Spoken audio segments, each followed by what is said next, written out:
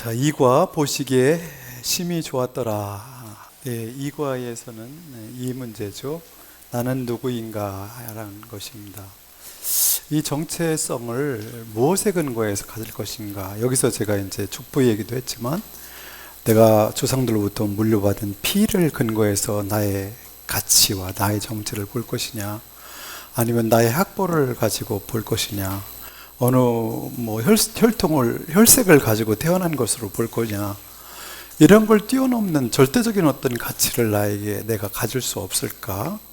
그게 나의 소유라든지 학벌이라든지 외모라든지 이런 걸 가지고는 나의 절대적인 가치를 내가 말할 수 없을 것 같았어요. 근데 성경에 이렇게 말씀하고, 성경을 통해서 나의 족보가 그냥 우리 아버지가 가진 족보가 아니라 더 근원적인 나의 족보가 없을까 하는 것이죠. 그 근원을 이제 오늘 이과에서 찾아보는 것이죠. 나의 정체성을. 그래서 세상 사람이 말하는 게 아니라 성경에서 말하고 있는 나는 누구인가, 그것에 대해서 보려고 하는 것이죠. 그래서 다른 제목으로 한다면 사람은 누구인가, 무엇인가라고도 할 수 있겠고요. 그래서 나는 누구인가에 관련된 겁니다. 그 일과에서 전체적인 질문이라는 것은 무엇이요? 일과에서는 존재하는 모든 것들은 어떻게 시작되었나라면, 이과에서 질문은 사람은 도대체 무엇인가? 성경은 사람을 무엇이라고 하고 있나? 나는 누구인가? 성경이 말하는 나는 누구인가? 절대적인 나의 정체성, 가치를 보고 싶은 것입니다. 예, 오늘 두 분, 임철 목사님 강의를 들으니까, 제가 막 이렇게 어깨에 뽕이 막 들어가더라고요. 얼마나 기분이 좋은지. 저는 저런 거 하나도 생각하지 않고 그냥 썼는데, 목사님이 이렇게 어마어마하게 풀어내시더라고요. 야, 참, 대가는 다르다 싶어요. 예수님도 바울 사도가 쓴 로마서를 보셔야 될 것 같은 그 생각이 들었습니다. 하여튼 감사합니다, 두 분. 자, 22페이지로 가겠습니다. 그 위에 소제목을 같이 읽어볼까요? 아담은 하나님의 아들입니다. 이렇게부터 정의를 하고 딱 넘어갑니다. 아담은 하나님의 아들입니다. 1번도 같이 읽겠습니다. 하나님께서는 사람을 만드셨습니다. 무엇으로 어떻게 만드셨나요? 2장 7절을 보면 같이 읽을까요?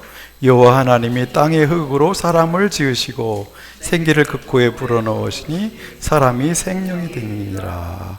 사람을 무엇으로 1차 되어 있죠? 땅의 흙이죠. 근데 그것을 어떻게 해요? 지으셨다. 야자를 하신 거죠. 마치 토기장이가 토기를 빚듯이 그렇게 빚으셨습니다. 거기서 끝난 게 아니고 어떻게 하죠? 하나님의 숨을, 생기를 쑥 불어넣으십니다. 저는 이걸 공부할 때, 처음에 제가 이걸 깨달을 때 너무 좋았던 게 뭐냐면, 나는 별 수 없는 사람이라고 늘 생각하고 살았는데 하나님으로부터 나온 게 내 속에 쑥 들어왔다는 게 좋았어요. 저는 그래서 하나님의 생기라는 표현보다는 어떻게 저는 공부할 때 가르치냐면, 하나님으로부터 하나님 것이 내 속에 들어왔어요, 이렇게 표현해요. 저는 그게 너무 좋았어요. 하나님 것이 내 속에 들어와 있는 거죠.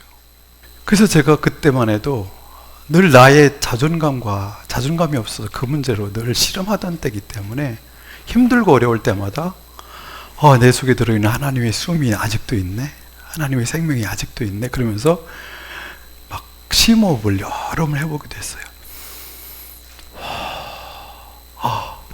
안에 아직도 하나님의 숨이 계셔. 그러면서 나의 가치를 내가 가지고 있는 것으로는 내놓을 게 없었어요. 나의 그죠? 출신 성분도 그렇고, 학벌도 그렇고, 여러 가지. 그런데 나에게 하나님의 숨이 생명이 있다는 거, 하나님 것이 들어있다는 게 그게 너무 좋아서 자꾸 그걸 확인하고 싶었어요. 내 안에 하나님의 것이 있어. 하나님 것이 있어. 그러고 나면 다시 회복되고 새롭게 새로운 마음이 들기도 하고 그랬습니다. 그래서 나는 하나님의 일부가 들어와서 존재하는 그런 존재가 되었다는 것이죠. 두 번째는 2번은 뭐라고, 질문이 뭐죠? 누구를 닮게 만드셨습니까? 그랬더니 26절, 27절을 읽어보겠습니다. 하나님이 이르시되 우리의 형상을 따라 우리의 모양대로 우리가 사람을 만들고 그들로 바다의 물고기와 하늘 새와 가축과 온 땅과 땅에 기는 모든 것을 다스리게 하자 하시고, 하나님이 자기 형상 곧 하나님의 형상대로 사람을 창조하시되 남자와 여자를 창조하셨습니다. 여기서 누구를 닮게 만든다면 하나님을 닮게 만드시죠. 우리를 닮게 만들자 그러시네요. 우리의 형상대로, 우리의 모양에 따라. 여기 형상이라는 것은 왜 겉으로 드러난, 예를 들어서 제가 이제 동유럽을 가보니까 아우구스투스의 형상들이 막 여기저기 있더라고요. 그 어떤 의미죠? 로마 황제가 여기를 통치하고 있다는 것이죠. 그 형상은. 그러니까 우리도 하나님의 형상을 닮고 이 땅에 파송된 하나님의 대리 통치자처럼 우리는 이 땅에 세웠다는 의미가, 형상이라는 의미가 있습니다. 근데 모양이라는 의미는 내적 성품, 그런 것들이죠. 그런 것들이 우리 속에 있는 것이죠. 그래서 그분의 모든 것이 들어있는 것이죠. 근데 이렇게 설명하는 게 저는 그렇게 은혜가 안 됐어요.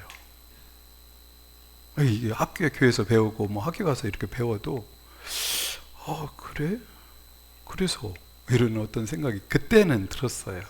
근데 내 방식으로 은혜를 계속 깨닫고 싶은데, 내가 어떤 존재인지 알고 싶은데, 그게 이렇게 신학적인 어떤 용어로 설명한다든지 그럴 때마다 은혜가 안 되더라고요, 이상하게. 그런데 이제 제가 그렇게 고민하다가 이제 세 번째를 깨달은 거예요. 제 방식대로. 3번을 읽어볼까요? 하나님의 형상이란 무엇일까요? 다른 말로 하나님을 닮았다는 말은 무엇일까요? 이게 이제 하나님의 속성을 닮았어요. 이렇게 교회에서 배웠잖아요.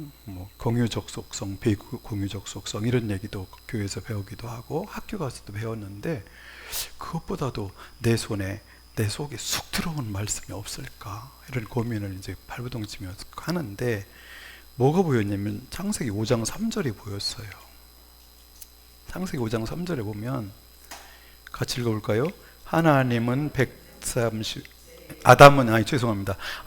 130세에 자기의 모양 곧 자기 형상과 같은 아들을 낳아 이름을 셋이라고 하였고, 이게 27절하고 문장 구조가 어떤가 보실래요?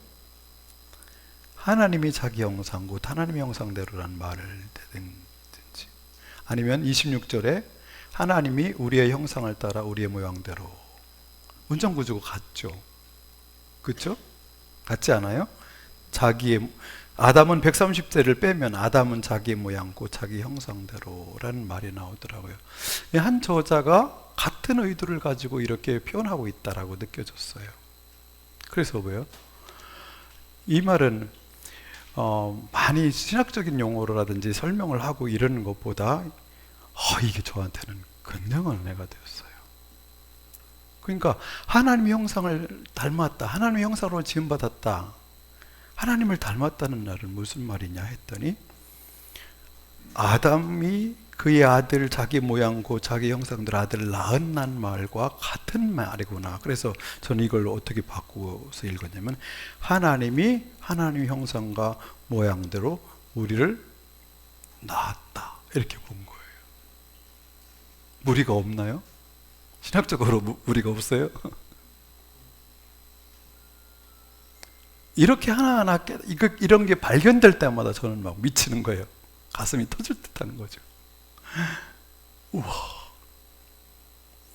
그리고 이제 몇 년 동안 고민했는데 세번역을 이제 읽기 시작했거든요. 개역개정을 내려놓고.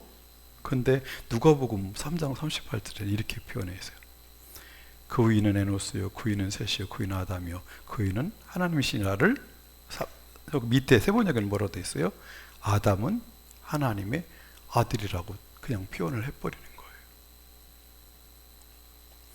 결국 하나님의 형상과 모양을 대로 창조되었다는 말을 다른 말로 표현한, 누가 보면 뭐라고 표현해요? 아담은 하나님의 아들이다.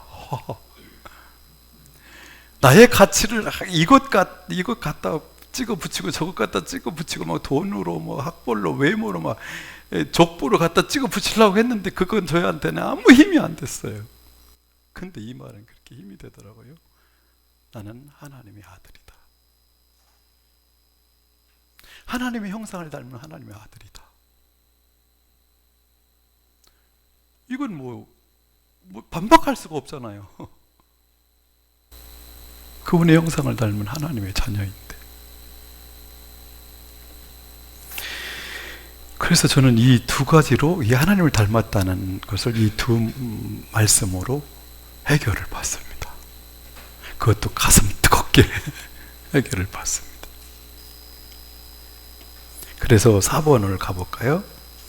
성경은 사람을 무엇이라고 말하고 있나요?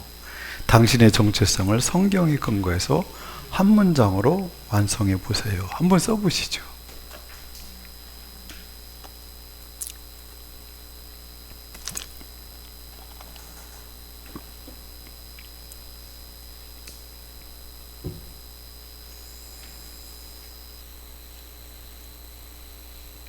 뭐라고 하면 될까요? 나는 하나님의 형상과 모양을 닮은 하나님의 아들이다. 그죠? 나는 하나님의 형상과 모양을 닮은 하나님의 아들이다. 야, 나는 우리 아버지가 맨날 중학교 들어가고 이렇게 한문을 알기 시작하니까 족보를 계속 비밀으시더라고요. 족보를 읽어봐라. 네가 누군 줄 아냐? 송나라 태조 조광윤의 29대 손이다. 뭐 이러면서 저희를 뽕을 막 세워주고 막. 그런데 고등학교 때까지 그런 줄 알았어요. 대단한 집안인 줄 알았어요. 송나라 태조 조광윤인데 제가 조영수잖아요. 고려 때 거기서 사형제가 내려와가지고 뭐 그런 얘기 쫙 계속 하시니까. 그리고 우리 아버지는요, 동네 사람한테도 성질나서 싸울 일이 있으면 이렇게 싸웠어요. 맨날 이 쌍놈들이 이러면서. 우씨 집안이야. 우씨들이 살았는데 그 동네는 주로. 근데 내가 대학교 가보고 이제 서울로 와보고 그러니까 우리 집이 얼마나 형편없는 집인 걸 알게 된 거예요. 얼마나 형편없어요. 땅 한 떼기 없는, 그죠? 소상농의 아들로 태어나서 그렇게 살았는데 무대 세울 게, 아버지가 왜 그렇게 족보를 붙들고 그렇게 발부둥 치셨는지 알겠잖아요. 그죠? 그거라도 붙들으셔야 사는 거죠. 근데 그건 나한테 힘이 안 됐어요. 근데 저한테는 이게 딱 들어온 거죠. 성경에 내 진짜 족보가, 내 뿌리가 하나님으로부터 온 거예요. 나는 하나님의 형상을 닮은 하나님의 아들이다. 제가 이제 일과 아까 조별 나눔에서 내가 얼마큼 뭐 방황을 하고 인생의 무의미와 공허 때문에 힘들었는지 그 얘기를 중학교 3년, 고등학교 3년, 대학교 4년 그렇게 내가 누구인가, 왜 살아야 되나, 그 문제를 한 가지만 내가 살아야 할 이유를 하나라도 찾으면 나는 살고 그렇지 않으면 죽어야지. 그리고 교수들 좀 그래도 지성적이고 생각을 많이 하는 분들 같으면 찾아가서 대화를 몇 시간씩 하고 그러는데도 답을 못 얻고 계속 그랬었어요. 근데 성경을 읽다가 결국 이 문제를 해결했습니다. 내가 살아야 할 이유는, 나의 가치는 나에게 있지 않고 나를 목적이 있어서 세상에 보내신 하나님에게 내 가치가 있고 나의 삶의 목적이 있다는 걸 아는 거예요. 이제 살아야 되겠는구나. 살자. 살아도 된다. 아니, 살아야 된다는 거죠. 그분이 보내셨으니까. 그래서 제가 살기로 결정을 하고 살게 되었습니다. 이 말을 우리 청년들하고 이렇게 하다 보면 이렇게 말하는 아이들이 있어요. 목사님, 우리 아버지하고 어머니가 나를 낳았는데 왜 자꾸 하나님이 나를 낳으셨다고 그러세요? 이렇게 말하는 애들이 있어요. 근데 우리 교회 95세 때 세를 받으신 할아버지가 있어요. 100세 때 돌아가셨거든요. 94세 때 저하고 한라산을 백록당까지 같이 갖다 내려오신 분이 있어요. 새벽 6시에 출발해가지고 거기를 갔다가 내려오신 분이에요. 우리 아내가 뒤에 이 혁대 잡고 천천히 뒤에서 걸어갔다가 같이 이제 내려왔는데, 그분이 그 사건으로 감동받아가지고 보라를 공부하고 세례를 받았어요. 그리고 100세에 돌아가셨어요. 근데 그분이 세례를 받으실 때 간증을 하는데 이렇게 하셨어요. 하나님 아버지, 나를 아담을 통해서 낳아주셔서 감사합니다. 그래. 그 청년들도 이해하지 못하는 걸 95세 할아버지가 이해를 탁 한 거예요. 우리 부모님을 통해서, 아담을 통해서 나를 낳아주셔서 감사하다는 거예요. 우리 부모님은 하나님이 낳아주신 건 뭐예요? 배달마 하신 거예요. 딜리버리가 된 거예요. 하나님이 낳으신 거죠. 그분의 형상대로. 이 문제가요, 목회하다 보니까 심각한 청년들, 학생들이 많아요. 왜 많지 아세요? 부모들 이혼했어요.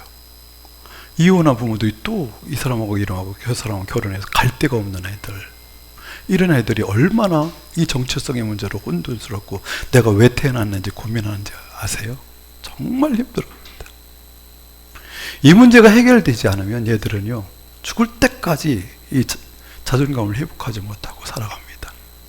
이걸 정확하게 이렇게 해석해 주지 않는 한 새 삶을 살 수가 없어요. 나는 더러운 피를 받았다고 생각해요. 나는 아무것도 아니라고 생각해요. 이걸 정리를 해 주셔야 됩니다. 그럴 때마다 제가 해준 말이 있어요.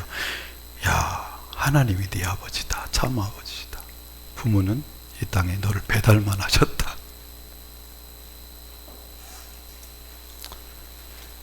너를 하나님이 얼마나 귀하게 계시는지 알아야 된다. 이 문제를 해서 이 문제를 해결시켜 줘야 다시 모든 걸 여기서 재부팅해 가지고 살 의미를 찾고 자신의 가치를 느끼며 살아갈 수 있습니다. 그래서 나는 우리 어린이들, 청년들, 청소년들 가장 먼저 해결받아야 될 문제가 이 문제라고 생각해요. 자신의 정체성 문제. 성경에서 말하는 자신의 내 정체성을 바로 알고 사는 것이 가장 중요합니다. 이게 안 되면 안 됩니다. 이 정체성에서 뭐가 나와요? 비전이 나와요. 내가 누구인지를 아는 만큼에 따라서 비전이 달라지기 때문이죠. 세상을 살아가는데 모든 게 뭐예요? 나의 자존심과 자존감과 나의 이미지와 연결이 다 돼 있거든요. 이게 해결되지 않으면요, 재능도 많고 능력도 많은데 그게 능력이 잘 발휘할 수가 없어요. 안 됩니다. 자, 5번을 한번 읽어볼까요? 같이요. 시작. 지금까지 당신 스스로 느끼는 자신의 자상은 무엇입니까? 그 자상은 사실에 근거한 것인가요? 거짓에 근거한 것인가요? 그 자상은 어떻게?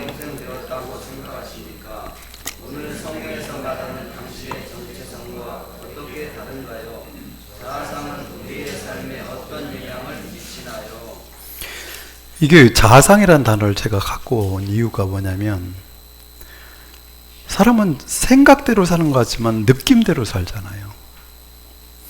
내 생각으로 나는 하나님의 아들이라고 생각할 수도 있고 나는 대단한 집 아들이라고 생각할 수도 있는데 어떻게 해요?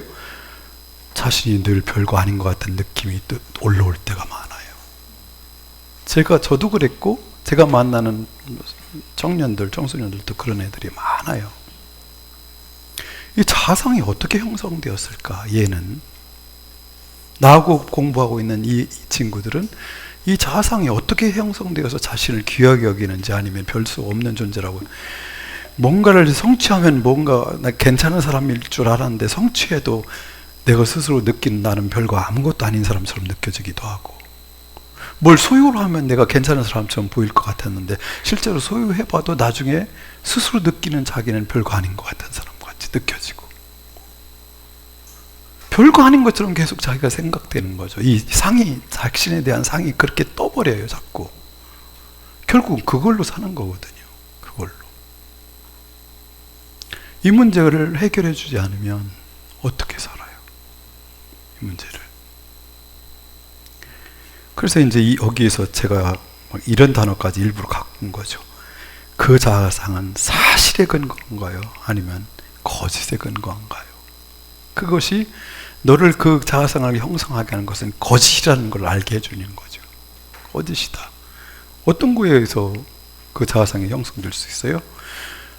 아버지의 어머니가 어렸을 때 막 화가 나서 분노에 차서 내뱉었던 언어들, 이런 것들이 팍 바뀌어버리는 거거든. 그런 것들 때문에 형성되는 경우가 많아요. 그리고 어떤 문화적인 어떤 문제일 수 있죠. 이 시대는 어떻게 진화론적인 사고 때문에.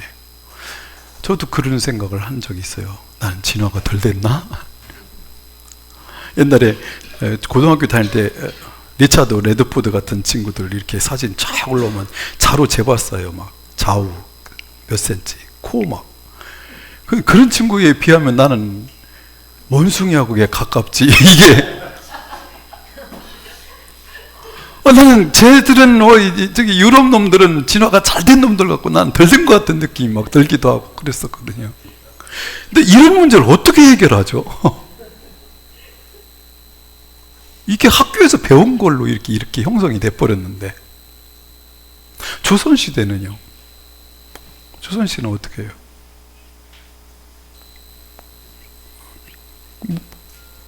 그때 형성된 것들이 있잖아요. 그죠?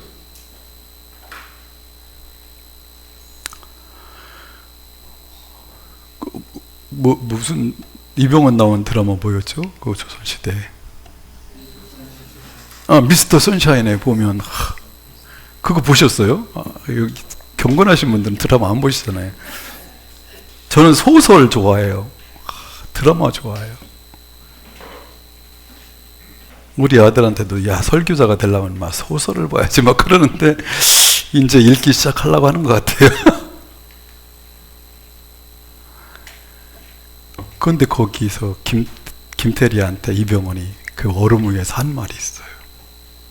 너 왜 이렇게 독립운동을 그렇게 열심히 해? 뭐 때문에 그렇게 하는 거야? 네가 독립하고 다시 세우려고 하는 나라에는 백정은 살 수 있는 나라야? 나 같은 노비는 맘 놓고 살 수 있는 나라야? 이 질문을 딱 받을 때 김태리가 망치로 한 대 머리를 맞은 것 같은 생각을 하죠. 전혀 그런 걸 생각 못 했거든요. 백정이 어떻게 살고 있는지, 노비들은 어떻게 살고 있는지, 상놈들은 어떻게 살고 있는지 전혀 상상도 못하죠. 그런 문화 속에서는 어떠죠? 그 양반들이 볼 때는 이건 너는 짐승이라고 말하고 죽여둬야 된다고, 너는 내 재산이라고 할 때, 그런 문화 속에서는 또 그렇게 그걸 자기를 거짓에 의해서 자기를 그렇게 받아들일 수밖에 없잖아요. 알렉스 헤일리가 쓴 뿌리라는 소설에 보면 거기에서 그런 얘기가 나와요. 거기서도 자기의 정체성을 찾아가기 시작하죠. 링컨을 통해서, 남북 전쟁을 통해서 나중에 노예 해방이 됐는데 나의 뿌리가 그때 궁금한 거예요. 쿤타킨테가 들어오고 나서 6대째, 7대째 이렇게 살던 뿌리였는데, 근데 이 사람들이 노예를 사오고 나면 원래 불렀던 이름을, 네 이름이 니네 집에서 뭐라고 불렀었어라고 그 이름을 불러주는 게 아니에요. 지들이 원하는 대로 이름을 바꿔주거든요. 탐이면 탐 이렇게 바꿔주는데, 그렇게도 안 부르고 뭐라고 불렀냐면, 거기 보면 이 검둥개야 이렇게 불렀어요. 검둥개야. 노예로서 검둥개라는 소리를 평생 들었어. 근데 검둥개로 살던 사람이 또 애를 낳아서 또 검둥개로 어렸을 때부터 살았어. 3대, 4대, 5대 갔는데 그 정체성이 어떻게 될까요? 검둥개야라는 데서 벗어날 수 있을까요?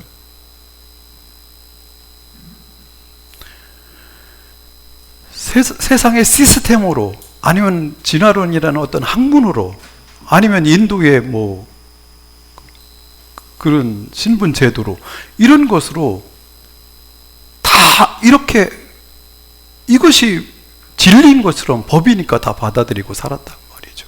근데 이런 모든 것을 깨부술 수 있는 게 뭐가 있어요?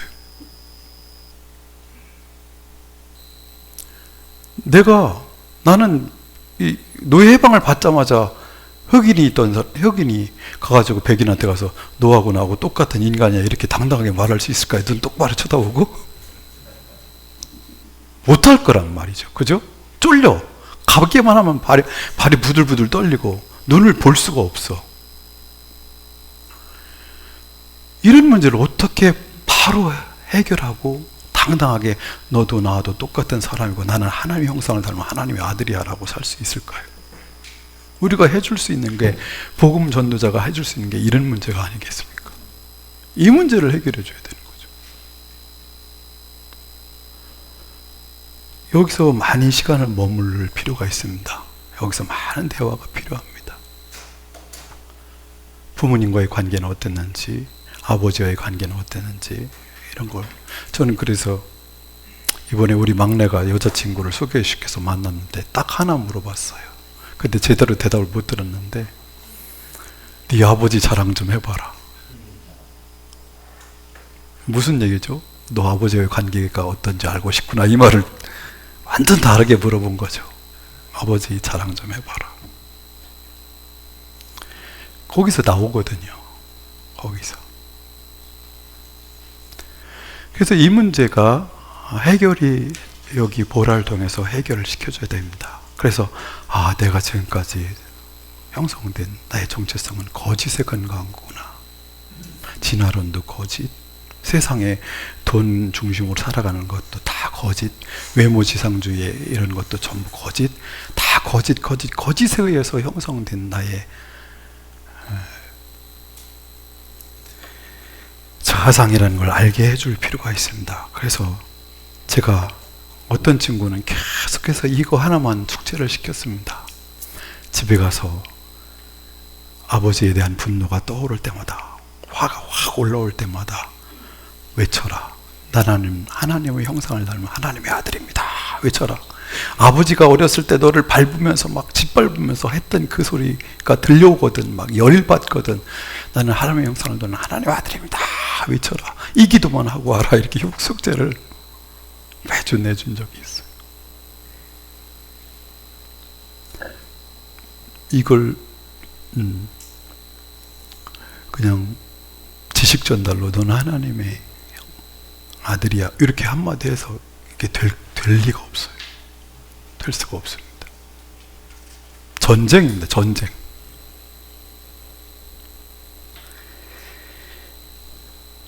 그래서 모든 것은 뭐만 팩트고 하나님이 기록된 이 말씀만 팩트고 사실이고 다른 모든 것은 다 거짓이다. 이걸 주지시켜줘야 됩니다.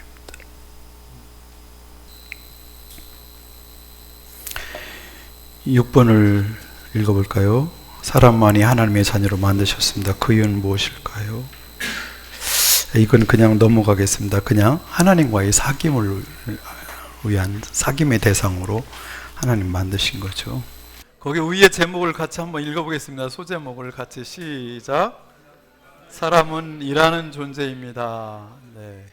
2번을 같이 읽어볼까요? 시작. 하나님께서 사람에게 많은 복을 주셨습니다. 또한 하나님의 일을 맡기셨습니다. 하나님께서 맡기신 일은 무엇입니까? 무엇이죠? 26절. 우리 그들로 바다의 고기가 하늘의 새와 가축과 온 땅에 기는 모든 것을 다스리는 권세를 주시죠. 다스리는 일을 주셨습니다. 거기는 하나님이 사시고 하나님의 정원이죠. 그죠? 하나님의 정원입니다. 그래서 에덴 동산이라는 말보다는 저는 요즘은 자주 그렇게 써요. 하나님의 정원. 그럼 느낌이 좀 또 다르더라고요. 근데 교수님들이 원어적으로 볼 때 에덴 동산이라는 개념보다는 하나님의 정원이다. 에덴의 하나님의 정원이다. 이렇게 보는 게 좋다. 이렇게 말씀하시더라고요. 그곳을 이제 하나님의 뜻대로 하나님께서 원래 의도하신 그대로 이제 만들어 하는 일을 맡기셨습니다. 그러니까 아까 형상이라는 말이 좋은 것처럼 어떻게 통치권을 받아서 그 일을 감당하고 있는 것이죠. 네, 2번이요. 같이요. 시작. 당신은 하나님께서 만물을 창조하신 것을 지켜보았습니다. 하나님께서 일하시는 태도가 어떻게 느껴지나요? 어디 태도가 느껴지는 부분이 있으세요? 어디에 있죠? 예? 예? 심이 좋았더라. 그죠? 저 자신이 만들어 놓고 우와 끝내주네 막 이러시잖아요. 그죠? 그럼 일을 굉장히 하나님은 즐기고 계시다 하는 걸 알 수 있습니다. 그리고 또 어떻게 해요? 완수하시더라고요. 그래서 다 이루셨다. To complete. 완수하시죠. 그러고 보면 하나님은 일을 하실 때 어떻게 해요? 처음에 계획에 따라서 계획을 세우시고 그리고 일을 즐겁게 하시고 신실하게 하시면서 결국 완성하시죠. 완성하시는 분입니다. 그러면서 이제 당신에게 일은 무엇입니까? 복음을 전하면서 왜 일 얘기를 하죠? 일 얘기를.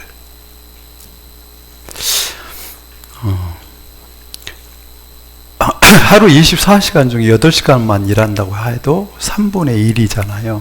이 시간이 의미 있고 가치 있다고 느끼지 못하면 그 사람은 크리스찬으로서의 삶을 살 수 없어요. 일에 대한 태도가 바뀌지 않으면 안 되거든요. 일은 굉장히 중요합니다. 일을 어떻게 해석하냐에 따라서 완전 달라집니다. 그래서 당신에게 일은 무엇입니까? 할 때 그 얘기를 쭉 들어주셔야 됩니다. 어떻게 일을 생각하고 있나? 아유, 죽지 못해서 어쩔 수 없이 하지요. 뭐 이렇게 얘기하고 있는지, 애들만 없으면 당장이라도 때려치고 싶어요. 이렇게 말씀하고 계신지, 일을 막 신나서 막 하고 있는지, 쭉 이렇게 들어보실 필요가 있습니다.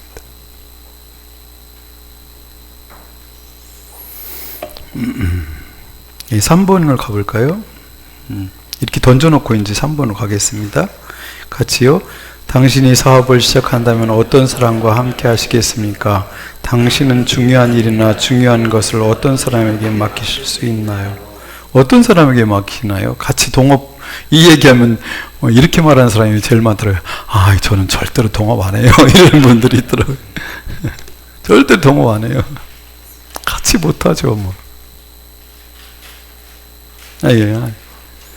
근데 이 문제를 낸 이유가 있거든요. 그래서 이걸 이제 먼저 해보는 거죠. 저 같은 사람이라면 어떤 일을 같이 하면 성공한 경험이 있는 사람하고 하고 싶어요. 그쪽 분야에. 그럼 그 사람은 또 성공해내거든요. 재능이나 능력, 그 분야에. 그런 사람이 있으면 참 좋을 것 같아요. 두 번째는 믿을 만한 사람이면 좋겠어요. 믿을 만한 사람. 한 3주간 요셉에 대해서 이제 설교를 하고 있는데, 요셉은 일만 시키면 끝내주더라고요. 배반하지 않고 신실한 사람. 그죠? 요셉은 배반하지 않더라고요. 주인 만인만은 제가 어쩔 수 없습니다. 나와 보디발 사이에 선악과는 당신입니다. 딱 이렇게 말하더라고요. 선악과를 딸 수 없습니다. 딱 그러더라고요. 그게 있잖아요. 배반하지 않아요. 배반하지 않아요. 그리고 동반자가 될 수 있는 사람은 참 좋을 것 같아요. 같이 있으면 막 시너지가 나타나는 사람 있잖아요. 재밌는 사람. 그 사람하고만 있으면 막 농담이 터지고, 재미난 어떤 이야기들이, 새로운 어떤 아이디어가 막 떠오르는 그런 사람이 너무 좋을 것 같아요. 그죠? 그런 사람들. 4번이요. 같이요. 하나님께서 사랑으로 심혈 기울여 만드신 에덴과 모든 생물들을 갖고 하신 일을 사람에게 맡긴 어떤 의미가 있을까요? 이건 내가 하고 싶지 않을까요? 내가? 그죠? 그렇게 심혈을 기울여 만드는 모든 작품들인데, 보시기에 심이 좋았다라 하는 것인데, 망칠 것 같은 존재라면 못 맡길 것 같아요. 그죠? 근데 하나님은 아담에게 그 일을 다 맡기세요. 네가 관리해라. 네가 다스려라. 일을 다 주더라고요. 보디발도 요셉에게 일을 다 맡겨버리더라고요. 모든 일을 다 맡기더라고요. 또 감옥 가니까 감옥에서도 다 일을 다 맡겨버리더라고요. 하나님은 믿고 계셨던 거죠.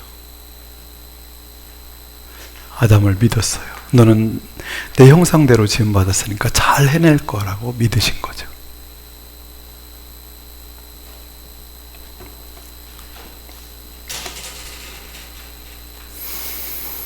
네, 5번을 우리 남성분들만 읽어보실래요? 시작. 하나님께서 아담에게 맡기신 나는 새양 각종 들짐승의 이름을 지어주는 아담은 그 엄청난 종류의 새들과 짐승들의 이름을 지어주었습니다. 하나님은 그가 짓는 이름을 잘못 지었다고 고쳐주시지 않으셨습니다. 그는 하나님의 마음에 흡족하도록 일을 해내고 있었습니다. 아담이 이를 수행해내는 능력을 보면 그가 어떤 사는 것 같습니까? 2장 19절 같이요. 여호와 하나님이 흙으로 각종 들짐승과 공중의 각종 새를 지으시고 아담이 무엇이라고 부르나 보려고 그것들을 그에게로 이끌어 가시니 아담이 각 생물을 부르는 것이 곧 그의 이름이 되었더라. 어때요? 이름을 짓는 거 쉬워요? 네. 우리 장로님은 자녀들 이름이 어떻게 되세요? 장로님? 자녀들이 몇이나 되세요? 둘인데요. 네. 첫째가 아들이고 둘째가 딸입니다. 두 자녀의 이름을 누가 지셨어요? 저희 아버님이 주셨습니다. 왜요? 장로님 직접 앉으시고 권세를 넘기셨어요? 저보다는 아버님이 더 이름을 잘 지었어요. 그렇죠. 나보다는 더 잘 지을 것 같은 분에게 맡기는 거죠. 그죠? 이름 짓는 게 쉬운 건 아니에요. 이 사람 부르기도 좋아야 되고 의미도 좋아야 되고 이 친구한테 좀 맞아야 될 것 같고 이런 게 있어요. 그리고 미래에 대해서도 미래지향적이어야 되고 이런 게 여러 가지 생각이 있기 때문에 이름 짓는 게 쉽지 않거든요. 그래서 저도 우리 교회 이름 짓는데도 굉장히 힘들었어요. 그때만 해도 우리나라에 새로운 교회라는 이름이 없었어요. 한옥 목사가 제일 먼저 진 것 같지만 아닙니다. 제가 제일 먼저 줬습니다. 그때 당시 새로운 교회라는 이름이 우리나라에 아무 데도 없었어요.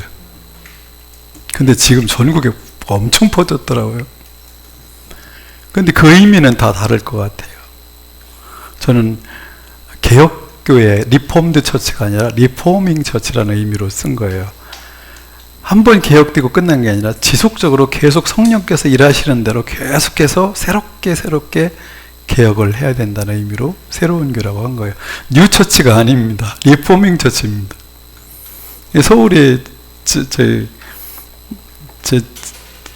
저기 친구는 새로운 교회 나 이름 써도 돼요? 써요 그랬더니 한 수 위로 올렸더라고요. 리포밍이 아니라 트랜스포밍 처치로 했더라고요. 그러니까 이름 짓는 게 여러 가지 나의 목회 철학과 모든 게 여기 다 맞아서 나오는 거지 그냥 나오는 게 아니거든요.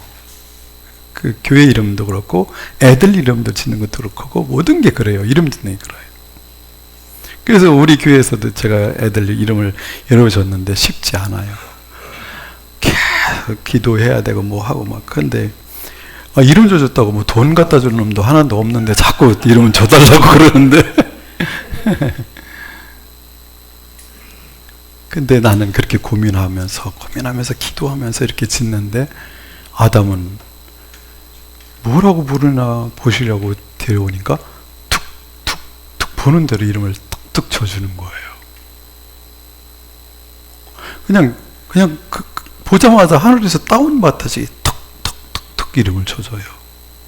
그리고 그걸 뭐 사진 찍어서 그 밑에 뭐 종을 분리하거나 뭐 이렇게 하지도 않고 다음에 또 보면 또 탁 그 이름을 탁탁 불러줘요.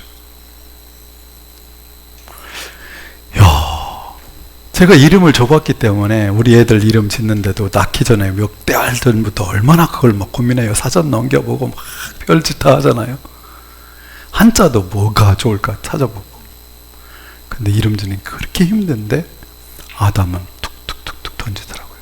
여기서 이제 제가 이렇게 질문해요. 형제님, 아담하고 저하고 누가 더 머리가 좋은 것 같아요? 그럼 기분 나쁘게 아담이요 그러거든요. 에이, 기분 나쁘네. 아담은 책 한 권도 안 읽었는데 나는 책을 이렇게만 읽었는데. 근데 책 많이 읽고와 안 읽고가 중요한 게 아닌 것 같아요. 그럼 딱 보면 보이는데 영감이 떠올라서 딱 보이는데 그 이름이 뚝 뜨는데 어떻게 할 거예요? 고민하고 막 이렇게 막 짓는 거하고는 차원이 다른데. 그래서 저는 이 본문을 묵상하면서 이야, 옛날에 우리 학교에서는 두개골도 작은 원신이라고 배웠는데 성경에 보니까 완전 다르네. 이게 성경에는 완전 다르네. 반대네. 하나님의 형상을 잃어버리기 전에 인간 아담은 나보다 월등히 탁월했어요. 지적으로나 영감으로나 모든 면에서 아주 탁월하죠. 근데 죄를 지으면서 이것이 어떻게 흐릿해지면서 이 능력이 점점 더 줄어들었다고 볼 수밖에 없는 거예요.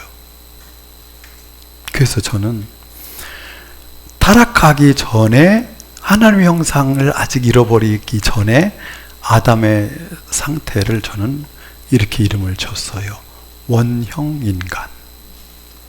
원형인간이다. 프로토타입이죠. 원형. 하나님이 처음에 만드신 상태의 인간이라는 거죠.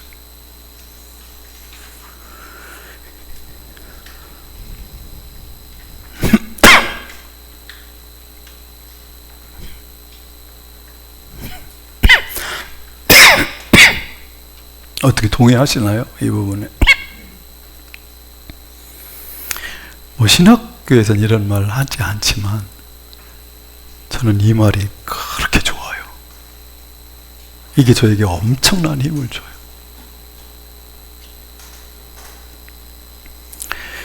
자, 6번을 같이 읽어볼까요? 아담이 이를 잘 해내는 것을 지켜보시는 하나님의 마음 어떠셨을까요? 어떠셨을까요? 네, 심히 좋아하셨죠. 네, 그것으로 게임 끝이네요.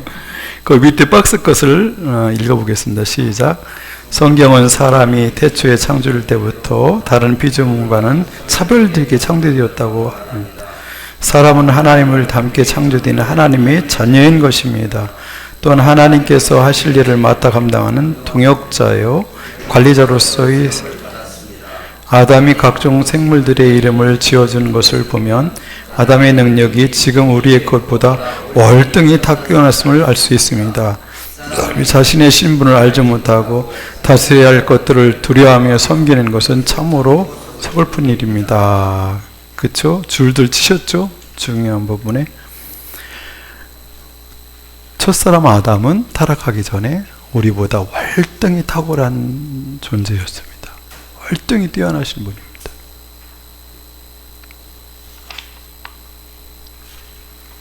네, 3번으로 가겠습니다.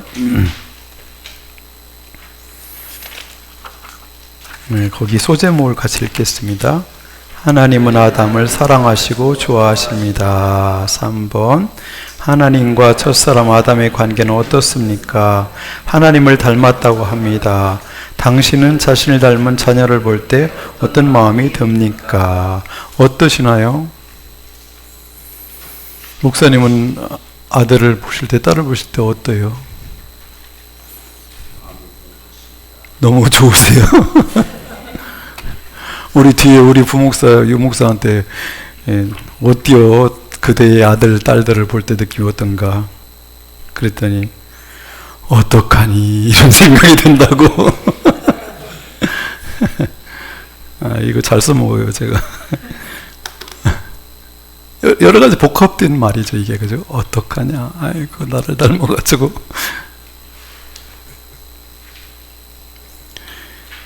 근데 우리 목사님 말씀하신 대로 사랑스럽죠.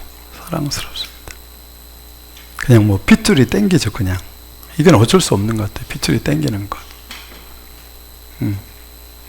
그래서 걱정도 되고, 그죠? 걱정도 되고, 화도 나고, 그죠? 분노가 일어나기도 하고, 잔소리도 하게 되고, 벌도 주게 되고, 기도도 하기도 하고, 혼내기도 합니다. 이게 사랑이죠. 나를 닮은 내 자녀를 볼 때 그런 마음이 들죠. 그래서 밑에 보면 자신을 닮은 아담을 볼 때 하나님 마음은 어떠셨을까요? 그러면 우리도 원래 우리 속에 사랑이 없는 우리조차도, 그죠? 나를 닮은, 나의 DNA 유전자를 닮은 그 자식들을 사랑하고 그러는데 하나님은 어떠실까요? 그분의 형상대로 지금 받은 아들, 딸을 볼 때 사랑하시죠. 사랑스러울 수밖에 없다고 생각해요. 제가 이걸 깨달았어요. 마음으로 깨달은 적이 있어요. 우리 딸이, 큰애가 돌 지나기 전에 계속 밤에 안 자고 울었어요. 왜 이렇게 울어? 12시가 넘어가면 이제 전도사는 뭐예요? 뭐가 걱정이죠? 새벽 예배 가야 되잖아요. 몇 시간 있다가. 그러면 막 화가 나는 거죠.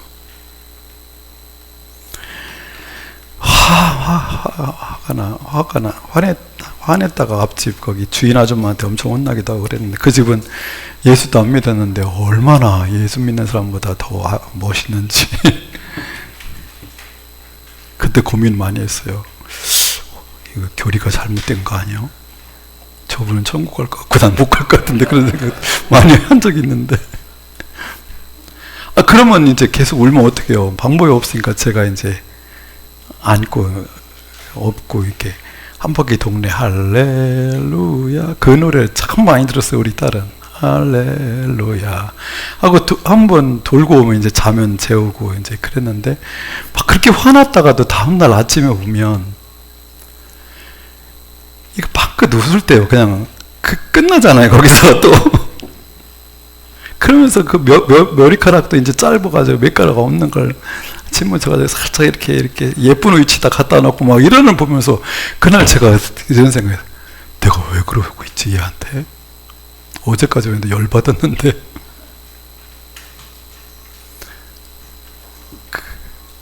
그때 제가 깨달은 게 있어요. 내 새끼니까 내가 좋아하는구나. 나도 모르게. 내 유전자 정보를 얘가, 그때는 이런 단어는 안 써도 돼. 나를 닮았구나. 내 새끼이기 때문에 내가 사랑하는구나. 그때 이제 하나 깨달은 게 있어요. 다 같이 정말 사랑이라는 건 여기 조금도 없는 내가 내 새끼를 이러고 있는데, 하나님은 그분의 형상을 닮은 나를 볼 때 얼만큼 사랑하실까, 그날 깨달아졌어요. 그래서 그때 지식으로 알던 게 가슴으로 처음으로 이게 내 애를 키우면서 깨달았던 날이 그날이에요. 나도 사랑이란 것 자체를 모르는 나도 이렇게 사랑하는데, 하나님은 사랑이신데 얼마나 나를 사랑하실까를 그때 이루로 않는 것을 정말 마음으로 알게 됐어요. 그래서 애들을 키우면서 이런 걸 하나하나 성경에 있는 내용이 정말 나의 것으로 된 사건들이 몇 개가 있습니다.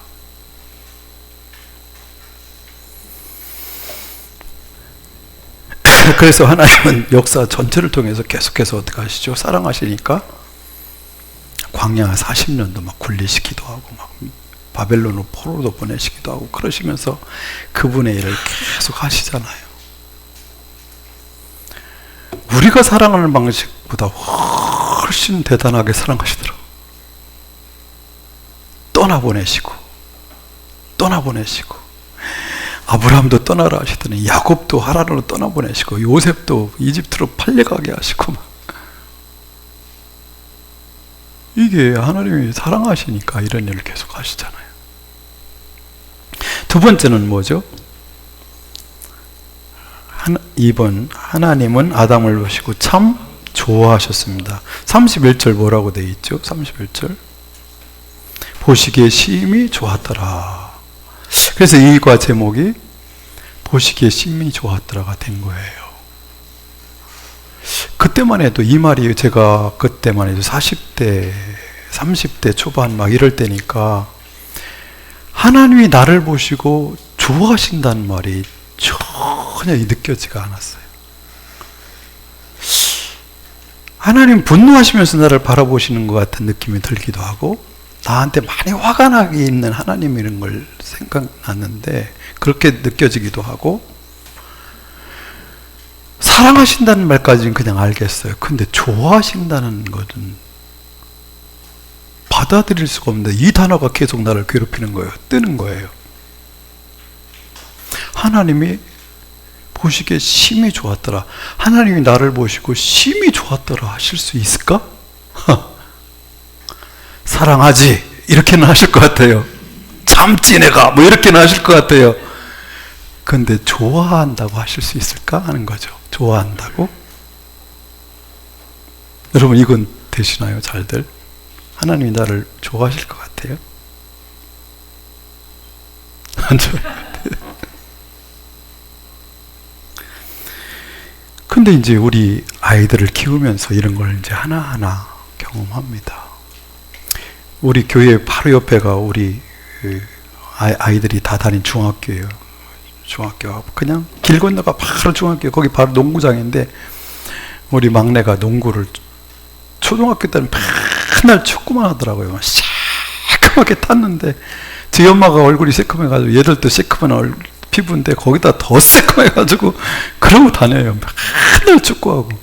그 교회에서 우리 이상원 목사가 우리 교회 전도사로 있을 때 세롬 FC라고 만들어가지고 축구대회 막 나가면 도로공사부에서 1등도 하고 막 그랬어요. 우리 교회가. 그래서 100만 원도 막 타오고 그랬어요. 그렇게 그 주역이 우리 그 막내였는데 거기서 농구를 맨날 하는 거예요. 중학교 다니까 농구만 하는 거예요. 고등학교에 농구만 하고. 요즘은 피클볼 친다고 막 이렇게 하고 다니는데, 피클볼 모르는 분들 많죠. 이제 피클볼이 이제 우리나라 엄청 뜰 겁니다.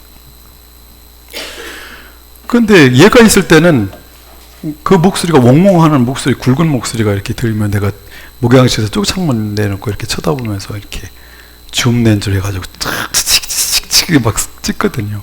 그 동작 빨리 하는 찍는 거 있잖아요. 밑컷 막.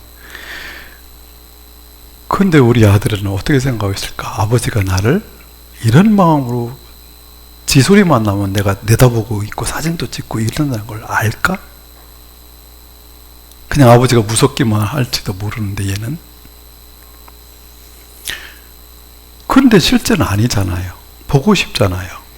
우리 아들이 졸업하고 고등학교를 가서 고등학교를 가니까 그 뒤에 애들이 아무리 농구를 해도 제가 쪽창문을 열고 쳐다볼까요? 안 쳐다볼까요? 안 쳐다봐요. 우리 아들이 있는 농구장하고 없는 농구장은 다른 농구장이에요.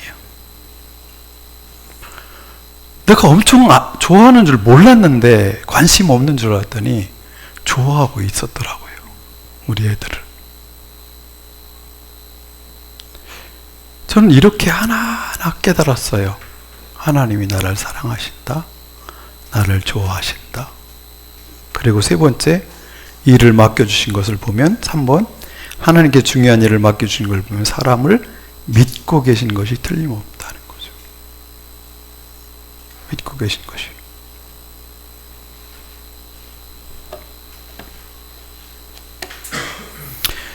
그래서 이제 이 구화에서 가장 중요한 두 번째 정의가 거기 나옵니다. 4번. 위의 세 가지 사실을 종합해 볼 때 하나님을, 사람을, 아담을 사랑하시고 좋아하시고 신뢰하셨습니다. 첫사람 아담도 하나님을 사랑하고 좋아하고 믿었을 것입니다. 아까 임철 목사님이 말씀하셨죠. 하나님을 즐거워하는 것이 소유리 문답 제1문의 인생의 가장 큰 목적이다. 제가 이 부분 할 때마다 소유리문답 제1문을 여기서 사용합니다. 저는 그 말이 잘 이해가 안 됐어요. 내가 콜라를 즐거워하고 뭐를 즐거워하고 뭐 탁구 치는 걸 즐거워하고 산을 즐거워하고 그럴 수 있는데 인격적인 존재를 즐거워한다는 말이 이게 어울리는 말인가? 이게 이해가 잘 안 됐었어요. 근데 거기 그렇게 써놨으니까 문법적으로 문제가 없을 건데 하나님을 영원토록 즐거워하는 것입니다.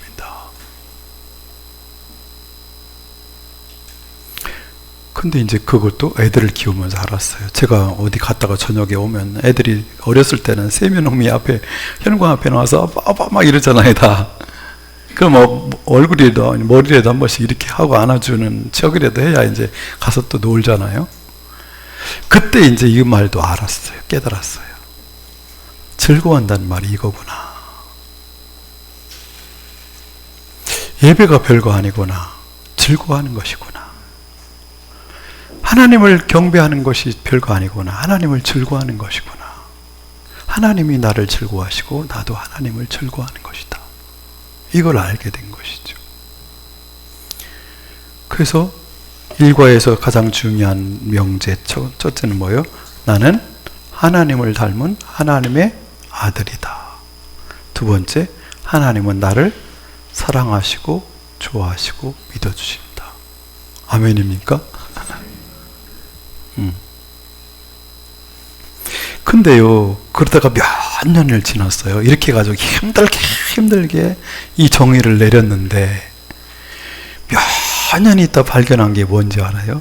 그 밑에 있는 마가복음 1장 11절이에요. 너는 내 사랑이다. 사랑하는 아들이다. 내가 너를 좋아한다. 세 번역을 이렇게 번역해 놓은 거예요. 제가 그렇게 몇 년을 거쳐서 이런 정의를 하나를 이렇게 찾아냈는데 성경에 이렇게 쉽게 써놨어요. 너는 내 사랑하는 아들이다. 내가 너를 좋아한다. 예수님을 향해서 하나님이 하신 말씀이잖아요. 공생에 시작하기 전에.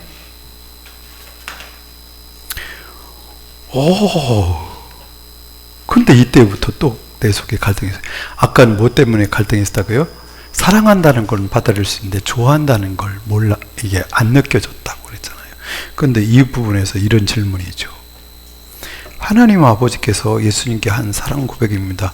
예수님에 대한 사랑 고백과 사람을 향한 하나님의 마음이 동일한 것을 발견할 수 있습니다. 표현이 똑같으니까요. 그죠? 내가 몇 년 동안 고민하면서 내렸던 정의 한 줄하고 여기 쓰이는 거 똑같잖아요. 동일한 것을 발견할 수 있다. 이것을 알게 된 당신의 마음은 어떻습니까? 이거죠. 어때요? 하나님이 예수님을 너는 내 사랑 아들이다. 내가 널 좋아한다. 하시는 것처럼 동일한 마음으로 동일한 생각으로 나에게 너는 내 사랑하는 아들이다. 내가 너를 좋아한다. 똑같은 말일까요? 어떻게 생각하세요? 동일하게 생각하실까요? 아멘입니까? 네, 집사님 멋지십니다. 이것도 받아들이는데 오래 걸렸어요. 이걸 내 마음에 쑥 들어오기까지 오래 걸렸어요. 근데 우리가 이거 없이 사역한다는 게, 이거 없이 복음 전도자가 된다는 게 거의 불가능하잖아요. 그죠? 이것을 전해야 되는데 우리가, 그죠? 이걸 전해야 되는데 이걸 내가 받아들일 수 없는데 어떻게 복음을 전하나요? 뒤심이 빠져서 어떻게 사역을 하나요? 결국 예수님도 이 말씀을 듣고 어떻게 하시죠? 공생애를 시작하시잖아요.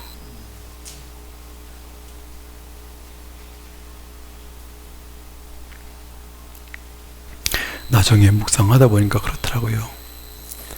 예수님은 나하고 예수님을 동일한 가치 이상으로 생각하신다. 왜요? 예수님을 주고 나를 사셨잖아요. 값을 치르고, 그죠? 이론적으로는 맞아요. 맞는데 이제 여기까지 믿어지는 건 쉽지가 않았는데,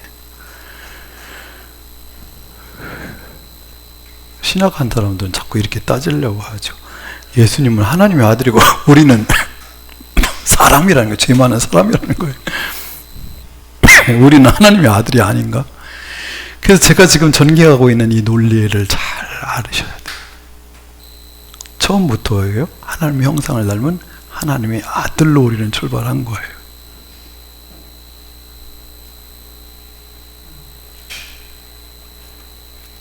그래서 3번을 한 문장으로 표현해 보면 어떻게 돼요? 시작. 하나님은 나를 사랑하시고 좋아하시고 믿어주신다. 아멘.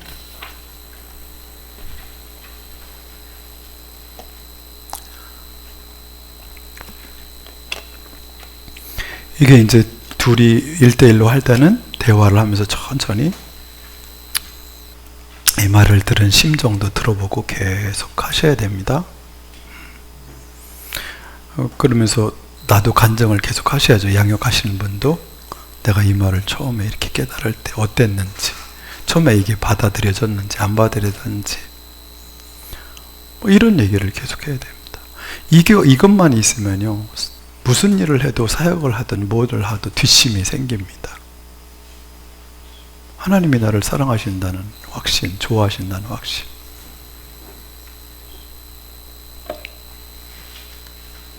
(4번으로) 가겠습니다. 같이 읽겠습니다. 아담과 하와의 관계는 어떠하였나요? 아담 하와를 보며 이는 내 뼈 중에 뼈요 살 중에 살이라고 말합니다. 하와를 보는 아담의 마음이 어떠한 것 같습니까? 어떤 것 같아요?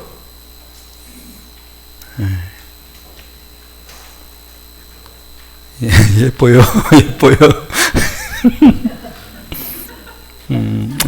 우리 장로님, 권사님을 보시는 눈이 그런 것 같아요. 예뻐요.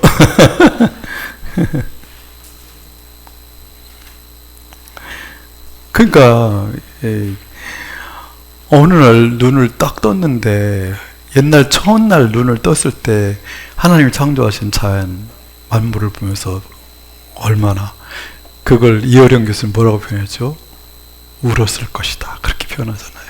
아름다운 광경을 보고 울었을 것이다. 근데 이때는 어땠을까요? 이때는 첫날 눈 떴을 때하고 이때하고 어떤 때가 더 심했을까요? 그 짐승들 이름 다 주는데 걔들은 다 짝이 있는데 자기는 없어가지고 자기 짝을 계속 지금까지 찾았는데 없었어. 대피를 찾을 수가 없어서 짝을. 근데 어느 날 눈 떠보니까 자기랑 똑같이 맨질맨질하고 그런 사람이 딱 앞에 있는데 막 심장 박동이 갑자기 엄청 빨라지는 거죠. 뭐 이거 어떻게 뭐 표현할 수 있겠어요? 심장 박동이 어마어마하게 빠르게 뛰는데, 그래서 외치는 말이 뭐죠? 너는 나다. 그렇게 표현하잖아요.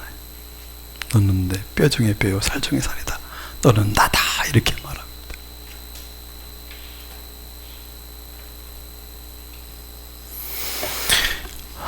그리고 여기서 말씀을 거기 좀 보면 이제 거기서 이제 오늘은 이제 그런데 천천히 여기 풀어갈 필요가 있어요. 특별히 요즘 이제 부부 문제도 여기서 다룰 필요가 있고, 결혼의 설계도도 여기서 다뤄야 할 필요가 있고, 그렇기 때문에 여기서 조금 머물 필요가 있습니다.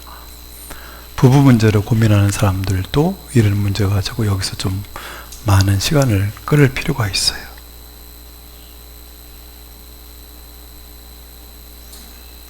그리고 이제 24절 보면 이러므로 남자가 부모를 떠나 그의 아내와 합하여 둘이 한 몸을 이룰지로다.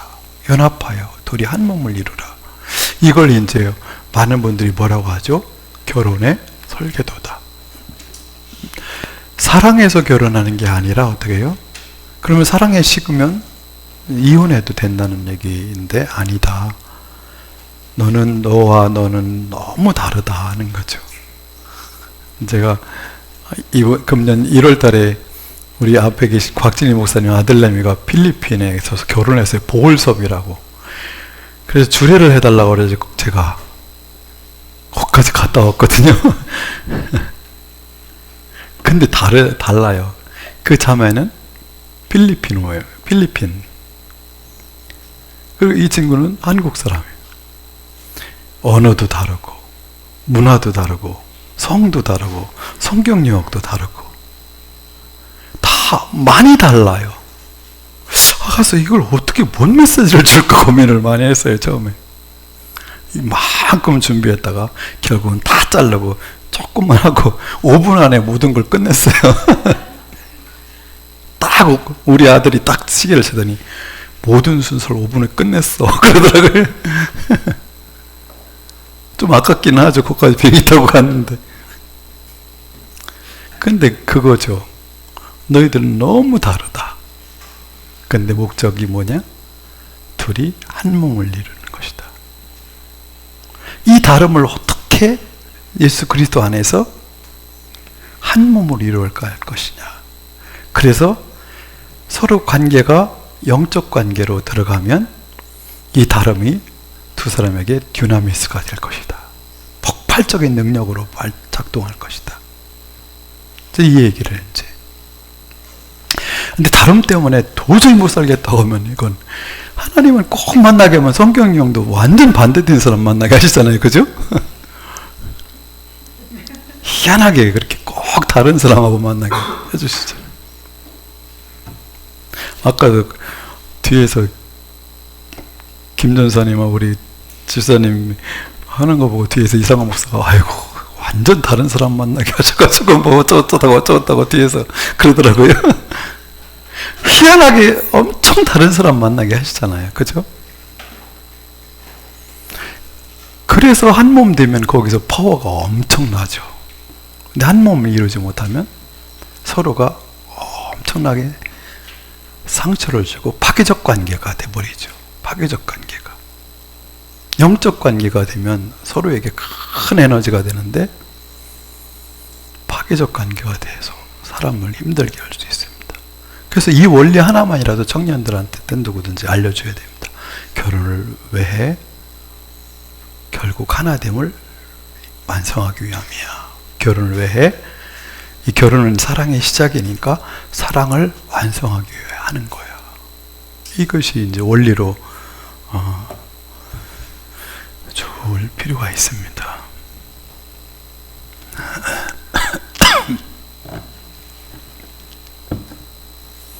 네, 5번을 갈까요?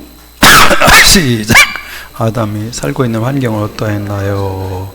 이건 뭐 이제 다 읽으면 너무 힘들 수도 있으니까 여기는 어디죠? 하나님의 정원이죠. 하나님의 정원, 하나님의 동산. 그래서 구약의 이스라엘 백성들이 가지고 있는 생각은 그렇더라고요. 예루살렘, 이스라엘은 예루살렘은 우주의 지구의 배꼽이라고 생각하더라고요. 거기에 하나님께서는 이제 에덴 동산 정원을 세우시고 거기서 같이 사시면서 그분의 나라를 그 땅에 이제 시작하시는 거잖아요. 시작하십니다. 근데 하나님께서 직접 가꾸신 정원은 정말 아름다웠습니다. 비옥하고 금, 향료, 홍옥수, 보석, 강, 생명수 강이 흐르고 거기는 뭐가 있죠? 생명나무 실과가 있습니다. 그 이제 어디 가서 이게 완성되죠? 계시록 21장, 22장 가면 이게 완성이 되는 걸 보여줍니다. 그래서 창세기를 안 보면 안 볼 수가 없어요. 보고 가야 됩니다.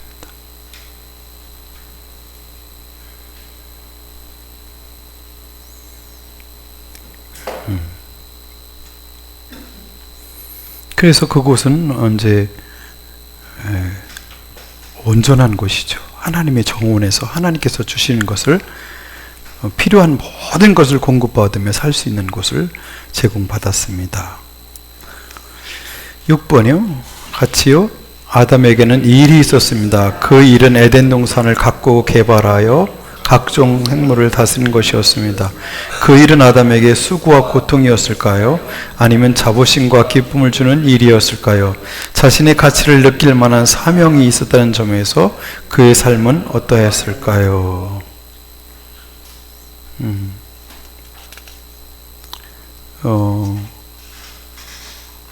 2장 여기 안 나오네, 그죠? 2장 15절 같은 데 보면 어떻게 되어 있냐면, 저기 에덴 동산을 거기다 하나님을 두시고 에덴 동산을 지키라 하시죠. 샤마르라는 단어로 쓰잖아요. 샤마르라는 말은 어떤 의미가 있어요? 그 상태를 계속 keep ing, 유지하라는 의미도 있고, 그 상태를 보호하기 위해서 프로텍트하라는 의미도 있어요. 지켜내라는 의미도 있어요. 그래서 그걸 이제 맡기십니다. 그 일이 그에게 주어집니다. 근데 이게 제가 이제 이 질문을 하는 거죠. 수고와 고통이었을까요? 아니면 자부심과 기쁨을 주는 일이었을까요?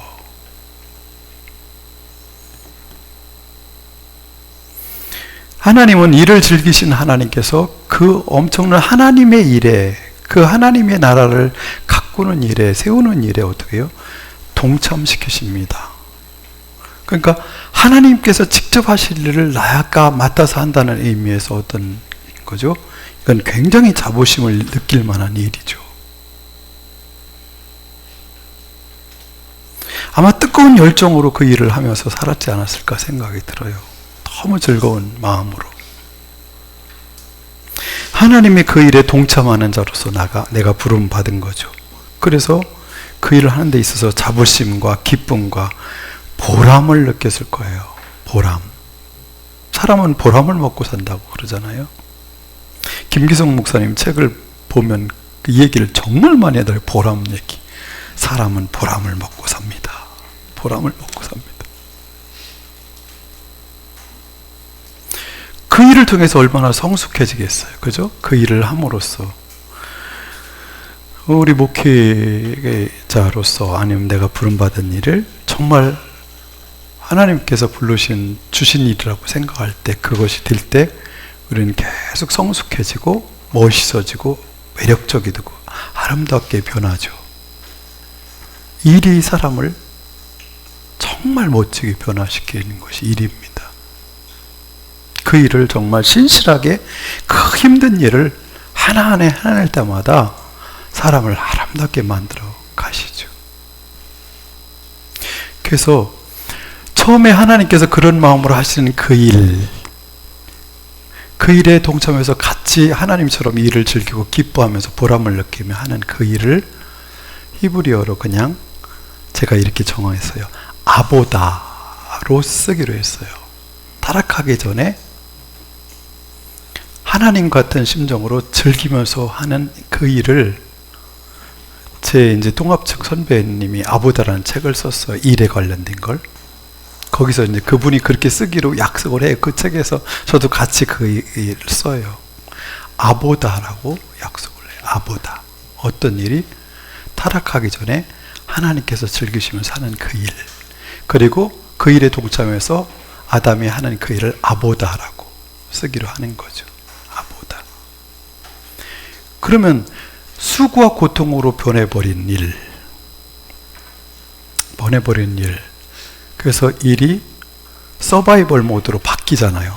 먹고 살기 위해서 어쩔 수 없이 하는 서바이벌 모드가 되는 수가 있어요. 일이 변질되죠. 그걸 어떤 단어로 쓰기로 약속했냐면 말라카라는 일이란, 그것도 이제 좋은 의미로도 쓰거든요. 하나님을 주어로 할 때도 말라카라는 단어를 쓰기도 해요. 그런데 그래서 앞에다 그냥 악한 말라카라는 단어로 일을 이렇게 정의할 수도 있고, 어떤 사람에게는 이렇게 정의될 수도 있다는 것을 보여주기 위해서 그 두 단어가 일하면서, 현장에서 일하면서 자꾸 그 단어를 떠올리게 해주려고, 나는 아보다를 하고 있나 말라카를 하고 있나, 이렇게 계속 이렇게 띄워주려고 이 단어를 계속 쓰게 하는 겁니다. 근데 아보다의 일을 하지 않고 말라카의 일로 변질되어서 살아가면요, 인생은요, 크리스찬으로서 아무리 막 구원의 기쁨 막 그래도 일이 바뀌지 않으면, 일이 이렇게 이런 아보다로 바뀌지 않는 한 인생이 안 바뀝니다. 바뀔 수가 없어요. 일이 바뀌어야 돼요. 일하는 게 보람을 느끼고 가치를 느끼고 즐거울 수 있어야 됩니다. 이게 안 되는데 너 크리스찬이야, 하나님의 아들이야, 너 구원받았어, 이 말 갖고 이게 되겠어요? 안 됩니다. 그래서 이런 개념을 심어줘야 됩니다. 일은 선한 것이고, 일은 귀한 것이고, 일은 보람찬 것이고, 일은 사람에게 아주 귀중한 것이죠.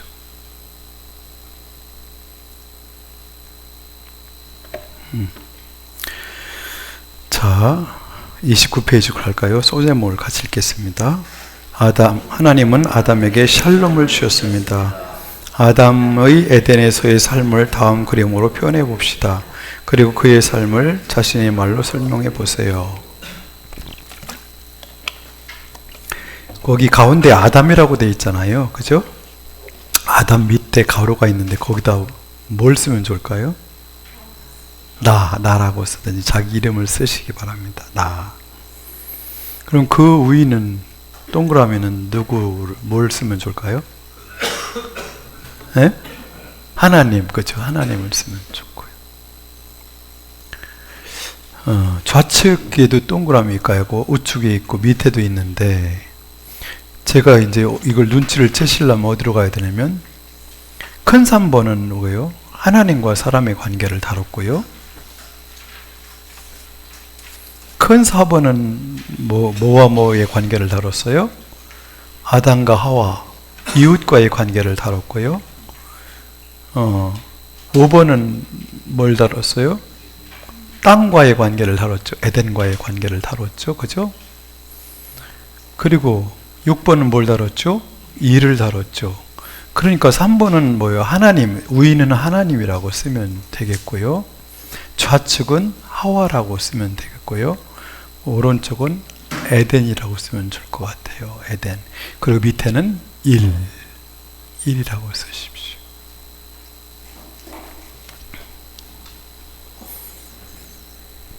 그래서 하나님께서 처음에 우리에게 준 선물은 어떤 것이 아니냐면, 하나님과 내가 아담 사이가 어때요? 거기 제가 뚫어놨잖아요. 길이 열렸죠. 막히지 않았잖아요. 그죠? 미리 고속도로처럼 쫙 열렸어요. 하나님으로부터 계속 어떻게 해요? 하나님 형상을 이미 받고 살았죠. 그런데 그 이후로도 하나님께서 계속해서 우리에게 공급해 주신 게 뭐예요? 하나님의 생명. 위에다 한번 쏘세요. 하나님 위에다 생명, 사랑, 지혜, 영광, 권능, 거룩함, 존귀함,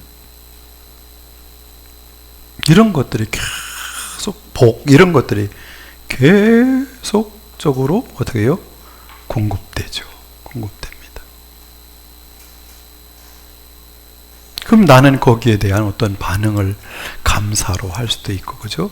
언약의 신실한 언약의 대상자로서 그 일을 감당하며 살 수 있죠. 그리고 이브와 하나님과의 관계는 또 어때요? 거기도 열렸네요. 그죠? 그죠? 이브와 하와와 하나님 관계도 열려 있잖아요. 그죠? 거기에도 똑같이 나에게 쏟아지는 것이 같이 쏟아져 내린단 말이죠. 근데 나와 하와 사이에도 어떻게 해요? 열려 있어요. 열려 있어요. 그래서 근데 어떻게 해요? 다 똑같은 복을 주는 것 같은데 어떻게 해요? 사람마다 성격 유형이 다르고 재능이 다르고 은사가 다르고 모든 게 다 다르잖아요. 그러니까 어떻게 해요? 내가 가지고 있는 것만 가지고는 살 수 없도록 돼 있어요, 사람은. 그러니까 나에게 쏟아진 좋은 것들이 나를 통해서 누구에게 흘러가게 돼 있어요? 이웃인 하와에게 흘러가게 돼 있고요. 하와에게 좋은 것이 있는데 나에게는 없는 것이 어떻게 해요? 하와를 통해서 나에게 밀려 들어옵니다. 막 쏟아져 들어옵니다. 어떨 때만, 관계가 좋을 때만, 열려 있을 때만, 이게 관계가 깨져버리면, 그래서 이제 아까 제가 소개했던 그 아보다라는 책을 쓰신 그 선배님이, 그분은 나를 아우라고 부르는데 저는 한 번도 형님이라고 불러본 적이 없어요. 그냥, 아니, 그건 굉장히 불편해요. 맨날 그렇게, 아우, 뭐해? 이렇게 하는데 나는 한 번도 형이라고 불러본 적이 없어요. 네, 목사님. 이러지. 나보다 3살 형인데. 그분이 또 쓴 책이 태초에 관계가 있었다라는 책이 있어요. 거기서 관계를 크게 2가지 관계를 불러요. 일반적 관계와 영적 관계. 일반적 관계는 3가지 관계가 있다고 해요. 파기적 관계, 정치적 관계, 생산적 관계. 파기적 관계는 1+1은 2보다 적은 관계예요. 둘이 만났기 때문에 그냥 서로를 파멸시키는 관계예요. 정체적 관계는 어느 정도요? 1+1은 2 정도인 거예요. 그냥 있어, 그냥. 아무 영향을 안 줘서 둘이 있어. 생산적 관계는 뭐예요? 1+1은 2보다 큰 관계예요. 똑같은 야구팀이 있는데 누가 감독을 맡는 애들의 시너지가 완전 달라지죠. 금년에 한화 야구 안 볼래다가 요즘은 또 강백호가 또 계속 홈런 쳐가지고 막 보고 있는데 몇 위까지 갈지 모르겠어요. 저는 한화 팬입니다. 한화. 어떤 감독이 만나에 따라서 이게 생산적 관계까지 갈 수 있어요. 근데 영적 관계는 달라요. 영적 관계는 너와 내가 이렇게 만남으로 그 안에 너와 나 사이에 누가 계시냐면 성령님이 계세요. 그분이 커넥터가 되셔서 우리를 연결시키세요. 그 열릴 때는 어떻게 해요? 1+1은 무한대가 되는 관계 돼요. 듀나미스가 일어나요. 관계를 통해서. 근데 보세요.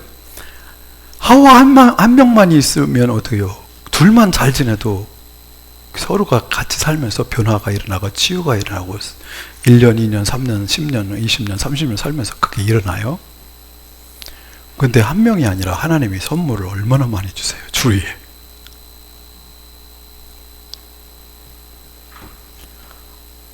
저는 그래서 이걸 알려주려고 우리 집사님들한테 맨날 우리 누구는 그냥 내 거다 이렇게 해요.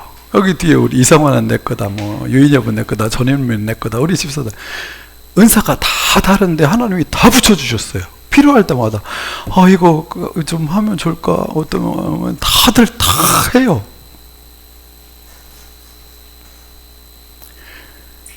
여러분 점점 나이 먹으면서 어때요? 혼자 살 수 있어요? 오늘도 어떻게 해요? 임철 목사가 와서 강의해 주니까 이게 확 올라가잖아요. 그죠? 에? 이걸 혼자 살려고 하면 어떻게 해요? 고집 피우면서. 이번에도 우리 사역하는 우리 송상수, 양정엽, 이상화, 또 누구 유인엽, 또 이영인, 구재선, 김미용, 이런 대단한 사람들이 탁 와서 하니까 이게 제가 이걸 예습을 안 하고 왔대잖아요. 왜요? 대단한 사람하고 함께 하기 때문에 그 사람들에게 에너지가 쏟아나올 걸 알기 때문이라는 거예요. 임철이가 한번 왔다 가니까 막 확 살잖아요. 그죠? 이걸 어렸을 때 가장 먼저 깨우쳐야 될 것이 아까 정체성의 문제라고 했는데 가장 큰 지혜로 배워야 될 게 이 관계를 통해서 주는 이 듀나미스가 있다는 걸 배워야 돼요. 혼자는 절대 못 산다는 거. 나는 아무것도 아니라는 거. 내가 줄 수 있는 건 너무 적다는 거. 내가 가지고 있는 것도 너무 적다는 거예요. 그렇게 사람을 붙여주세요. 선물로. 근데 그게 1명일 때 하고 2명일 때 하고 3명일 때 하고 5명일 때 하고 게임이 될까요? 게임이 안 되죠. 50명이면요. 100명이면요. 사람은 관계로 사는 것이지 내 실력과 힘으로 사는 게 아닙니다. 절대로. 이게 안 되면요, 평생 고집 피우다가, 자기 고집만 피우다가 자기 가진 거 이거 주기 싫어서 발발 떨다가 그렇게 죽는 거예요. 그런데 우리 연합회에서 하는 거 보세요. 양 목사 이번에 그랬다고 그러더라고요. 교인들에게 이번에 보라 세미나 있는데 헌금들 하세요. 우리 교회가 보라 때문에 이렇게 된 거 모르세요? 그랬더니 얼마가 들었다고? 200 얼마? 150인가? 150만 원이 금방 쑥 들어왔대요. 이렇게. 그걸로 보라 후원하고 밥 사고, 이게 내일이 아니에요. 내일이. 조영수가 저자니까 조영수 일이에요. 우리 일이 돼버렸잖아요. 그래서 저는 그걸 보고 여러분이 봤으면 좋겠어요. 이 보라의 내용이 아니라 저 친구들은 어떻게 저렇게 연합해서 움직이지? 저게 뭐지? 이걸 눈이 열려서 봤으면 좋겠어요. 내가 어떻게 이걸 광고를 하고 이런 걸 만들고 하겠어요? 저는 가만히 있다가 이상화가 다 해주면 오는 거예요. 그냥 아침에 일어나서 오늘이지 그러고 오는 거예요.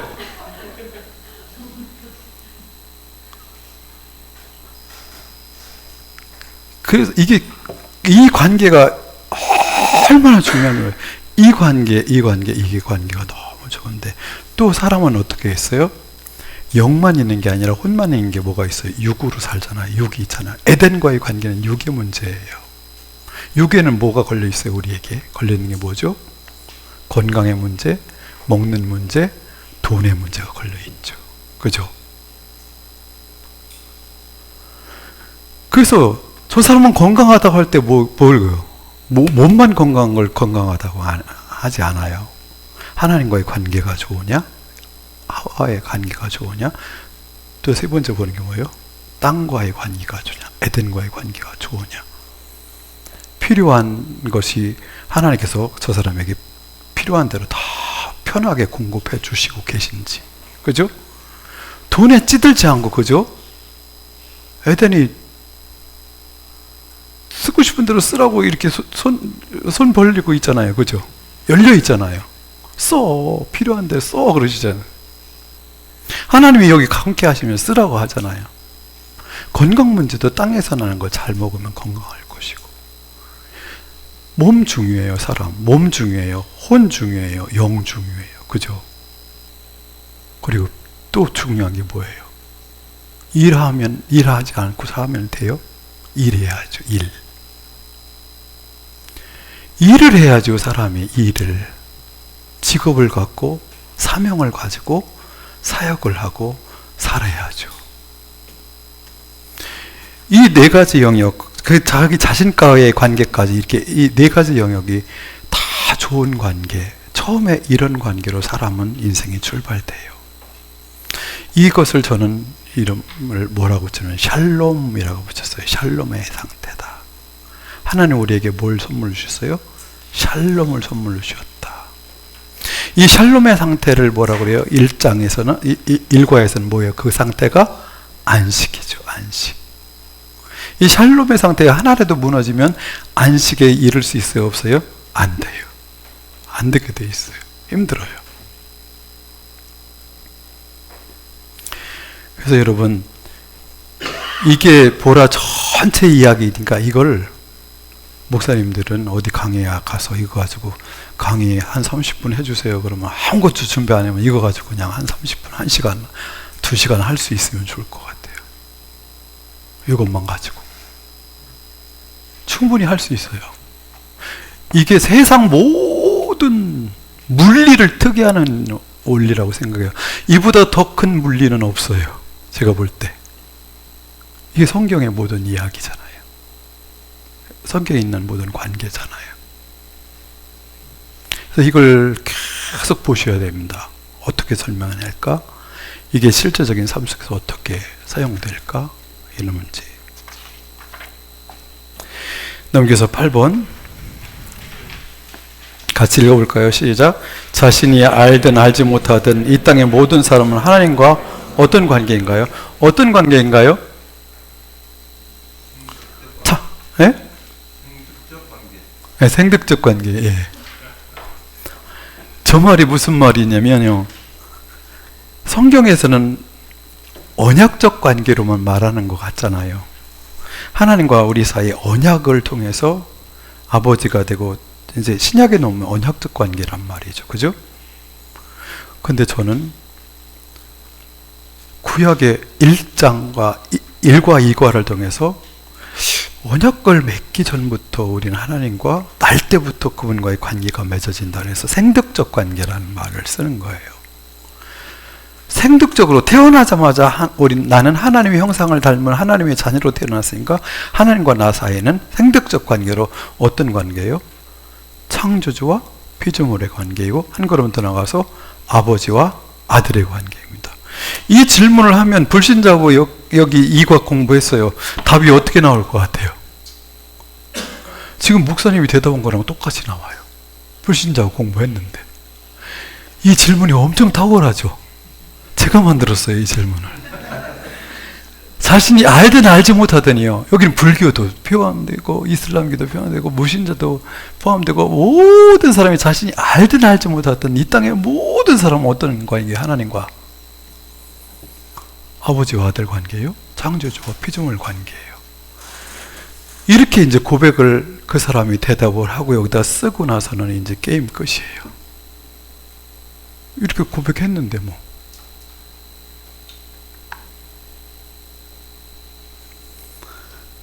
그래서 이 고백을 받아내셔야 됩니다. 고백을. 자, 9번이요. 하나님께서 당신에게 주신 것들은 무엇입니까? 이과에서 주신 것들만 따져보면 이과에서 주신 것들이 뭐죠? 뭘 주셨죠? 하와를 선물로 주셨죠. 또요? 에덴 주셨죠. 또요? 일 주셨죠. 네. 또 하나님 주셨죠. 하나님 중요해요. 여기서는 하나님이라는 말이 나오네요. 하나님 말은 안 나와요. 잘. 그리고 나도 주셨잖아요. 나. 하나님, 나, 이웃, 에덴, 일. 이게 다 선물로 주신 거죠.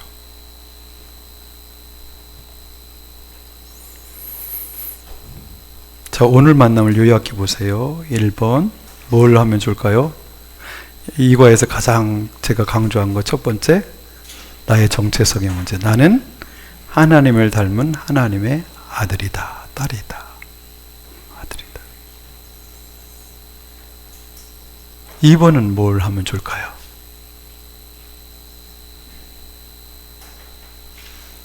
이번은 믿어주신다. 좋습니다. 하나님은 나를 사랑하시고 좋아하시고 믿어주신다. 아멘입니까? 3번은요. 하나님은 나에게 샬롬의 복을 주셨다는 거죠. 하나님은 나에게 샬롬의 복을 주셨다. 그래서 이 샬롬의 상태로 나를 늘 점검할 수 있어야 됩니다. 그래서 아까 우리 이성호 목사가 제가 후속편을 쓴 책이 이 샬롬의 상태를 가지고 이제 8과로 만든 게 있어요. 그건 코칭의 방법으로 하려고 한 건데, 의도한 건데, 사람들의 상태, 이 9가지 분야 중에서 어떤 부분이 잘못됐는지 그걸 하나 세워주고 또 세워주고, 그래서 하나님과의 영성의 관계, 재정의 관계, 일의 관계, 뭐 가정 부부의 관계, 뭐 이런 거 하나님과 쭉 이렇게 해가지고 어떤 게 너를 무너뜨리고 있는지부터 이제 해가지고 가장 무너뜨린 거 하나 치유해주고 하나 해주고 이런 식으로 이제 하려고 책을 만들었는데 실용화를 못 하고 있습니다. 몇 번 세미나만 몇 번 하고 말았어요. 샬롬이 인생 전체를 점검할 수 있는 틀입니다. 어느 부분이 약한지 강한지, 뭐가 무너져서 내 인생이 무너지고 있는지 이런 거 이렇게 볼 수 있는 거죠. 네, 35분이네요. 뭐 질문 없으시죠? 질문 있으신가요?